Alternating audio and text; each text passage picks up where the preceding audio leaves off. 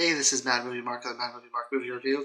Thank you for joining me as I review the 2021 drama East of the Mountains. You are one ugly old man. Hey, that's not 100% fair. I'm not that old. I know I have these white patches in my beard, but I'm not too old quite yet. I thought East of the Mountains was a moving, very touching movie that has incredible acting in it. Mostly revolves around one actor, Tom Skerrit, who plays Ben. I thought he did an incredible job as someone who is kind of coming to terms with the end of his life. He wants to die peacefully alone with his dog in the woods, but he realizes that he has this family net around him. He has people around him that care, where he lost his wife a year before and he thought that he lost everything he had. His life completely came crumbling down. He didn't have anyone who cared for him. He lost that spark that he had, but he eventually realizes that he does have people who care for him, that he does have people who are compassionate for him, and he decides that he actually does not want to die alone, that he wants to live the rest of his life that he has, and he wants to have people around him. That being said, there was one dynamic of this movie that I didn't really believe and I didn't really enjoy too much. But let me just go ahead and review what this movie is about. So Ben is a gentleman who has learned that he is dying of cancer, and he says in the movie that without any treatment he has about a year left. My assumption is that he's not going to get treatment since that's what he said. He's not going to go through the chemo. There's a lot of people who don't want to go through the pain and the agony, the torture of chemo. They just want to live the rest of their lives as comfortably as they possibly can, and they want to live as long as they can without going through all that. It's fair. So he decides, I believe he's deciding that he does not want to go through all that. He's just going to live as long as he can and then pass away. Now, a year prior, like I said, his wife passed away, and he has a daughter played by Mira Sorvino. She is Renee in this movie. You may remember her from one of the most recent seasons of Dancing with the Stars. She's done a lot of other things, but that's probably, I think, what she's done most recently. But she does not seem. I mean, it's unclear whether she knows that her father is dying. There's a point in the movie early on where she talks about, like, what's he going to do now and how is he going to proceed, and it's like little glimpses of maybe she kind of knows what's going on, but later on it seems like he hasn't told anyone. So not really quite sure where she is on whether or not she knows that he is dying of cancer. But he decides he wants to go east of the mountains into the wooded area with his dog, and he just wants to hunt, and he wants to kind of, enjoy his life peacefully while he can. At least that's what you think at first, but then you realize that his intentions here, now this is going to be some spoilers if anyone wants to watch this movie, his intentions here seem to be that he wants to commit suicide while he's in the woods, like his favorite spot, and he just wants to, end it all. So he goes up to the woods. He doesn't tell his daughter where he's going. He just kind of leaves one day, which I think is absolutely terrible.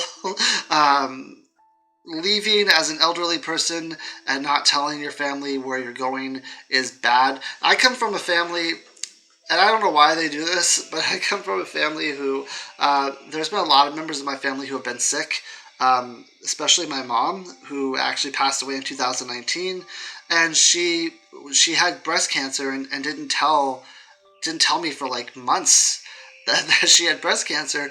And my family is just this family like Ben's character in this movie, who when they get sick and it's possible that they're going to pass away, they don't tell anyone because they don't want to burden anyone with having to suffer whatever time they have left worrying about them. And to be perfectly honest, it's a lot worse when you don't know about it. I'm gonna just throw that out there for people who in the future might be sick and dying and they don't want to tell their family because they don't want to burden them. For me, it's a lot worse not knowing. Like, I want to know how much time I have left. I want to know what's going on with close members of my family's health, and so that when they pass away, it's not a shock. But anyway, he decides that he doesn't want to tell anyone that he's just going to live out he's just going to go to the woods and commit suicide. Now, while he's in the woods, his dog is attacked by like a wolf. Apparently, there's a guy who like trains wolves or something in the woods, and he ends up shooting the wolf. And the guy who owns the wolf, like comes upon them and says, "You shot my wolf." Or it was a dog or a wolf, I don't remember. And Ben's like, "Yeah, well, he was going to kill my dog." So as punishment, the guy takes Ben's gun, and Ben's dog is hurt pretty bad, so he has to take him to the veterinarian. Now, the relationship with Ben and the veterinarian to me is not realistic. Maybe, but it's not really. So he takes her to the he takes the dog to the veterinarian. She opens her practice late at night just to be kind, and she notices that he is a doctor, and she asks him for help, like with the surgery. I don't know what she would have done had he not been a doctor. What her plan was, because she's all like, "Oh, I can't do this like surgery by myself. I'm gonna need some help. My staff's not here." Like, what would she have done had he not been the surgeon? Because it's like there's a greater possibility that he is not a surgeon than he actually would be a surgeon. So I'm not sure what her plan would have been there. And also the idea of like a veterinarian who owns a practice opening her practice for this situation, to me, is not very realistic. Working in the veterinary practice, my wife is a veterinarian. Maybe there wasn't an emergency clinic anywhere. Like maybe this was the only animal hospital in the entire city, in the entire mountain area.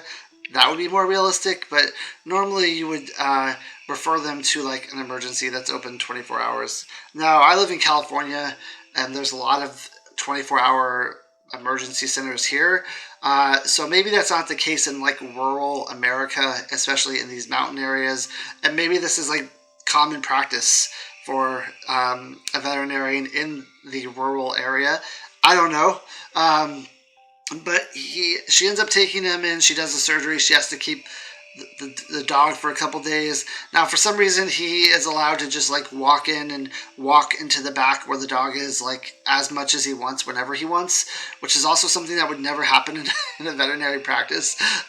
You absolutely need to have like someone escorts you back there to see your dog in case there's like another dog back there that's aggressive, or in case there's like a surgery going on that like is kind of should not be seen by the general public. There's a lot of different reasons why you don't just let an owner wander and meander in the back of an animal hospital whenever they want. But we're just nitpicking here. That wasn't very realistic either. But he ends up going to see his dog, and he realizes just the love he has for this companion, for his dog. Now, at some point, he goes and he sees he's trying to find out where this guy is who took his shotgun, who owned the wolf, and he goes and meets his brother, who kind of lives in the area. His brother knows who this person is and kind of tells him where he is, and after some hesitation, his brother is jealous of Ben because Ben got the shotgun, and Ben wasn't there for his dad when his dad passed away, but he seemed to like get everything in the inheritance, and he was very upset by that, and he was still kind of annoyed by his brother. But his brother tells him that he's dying, and Ben tells his brother that he's dying, and his brother's like, "Were you even going to tell me that if you like weren't here to get the shotgun and everything?" Ben's like, "No, probably not." just so infuriating. But anyway, he goes and he ends up getting the shotgun back. And one thing about the relationship between Ben and the veterinarian is she like goes out of her way, it seems like, to like have dinner with him and to like talk with him and hang out with him.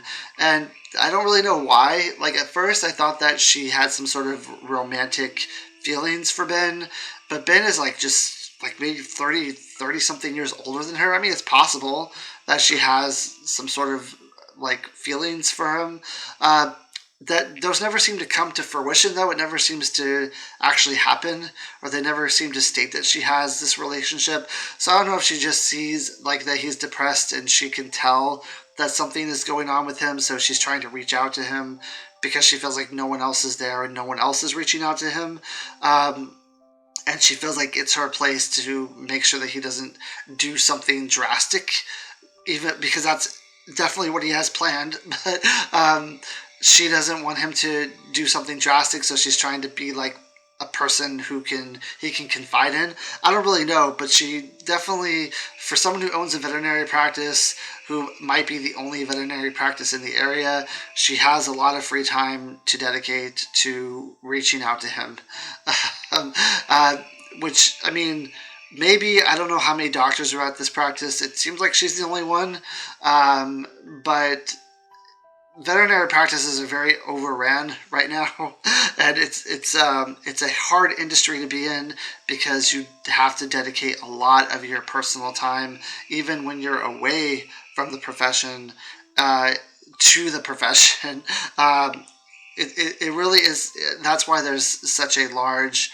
I mean, veterinary practice is one of the professions where there's the highest suicide rate because you have no work-life balance here. So the fact that she has so much time to dedicate to reaching out to him is great, but I'm not sure it's that realistic.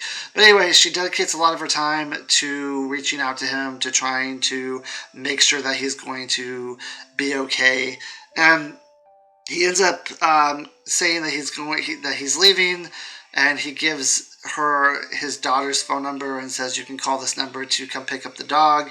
And he goes to the woods, and he gets to the point where he's going to commit suicide. And there's a lot of flashbacks in this movie with him and his wife, which are absolutely beautiful scenes. Him growing up with his wife, him falling in love with his wife, the love that him and her share together. For me, is probably the best part of the whole movie, these flashbacks where it's showing their life together and just how much they loved being with each other and how important they were to each other. And this really makes you understand why he's come to the conclusion that he wants to commit suicide, why he doesn't want to tell a lot of people, even though I don't agree with that. But his daughter just lost her mom a year ago, and he doesn't want to burden her with like, oh, now I'm sick too, you just lost your mom type of thing. So he ends up going to the woods to commit suicide, but he doesn't do it. And I really think it's because he realizes that he has all these people around him who love him and who want to help him.